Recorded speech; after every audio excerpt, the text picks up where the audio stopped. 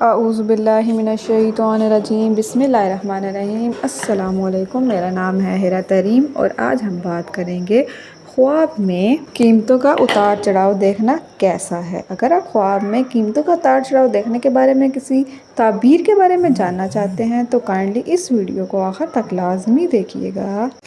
آئیے تو شروع کرتے ہیں۔ خواب میں قیمتوں کا اتار چڑھاؤ دیکھنا کیسا ہے۔ اگر کوئی خواب میں یہ دیکھے کہ اناج چوپاہوں کے پاؤں میں روندا جا رہا ہے یا لوگ اس پر چل رہے ہیں یا وہ راستے میں پڑا ہوا ہے تو یہ اناج کی تذلیل ہے۔ اناج کی تذلیل اس کی قیمتوں کے گرنے کی علامت ہے۔ اور اگر کوئی خواب میں اناج کو چوپاہوں پر اور مزدوروں کے کندھوں پر لدا ہوا دیکھے تو یہ قیمتوں کے چڑھاؤ کا ظاہر کرنا ہے۔ اگر کوئی اسے گھر کی چھتوں یا اونچی عمارتوں پہ دیکھے تو یہ قیمتوں کے اور اوپر جانے کی علامت ہے۔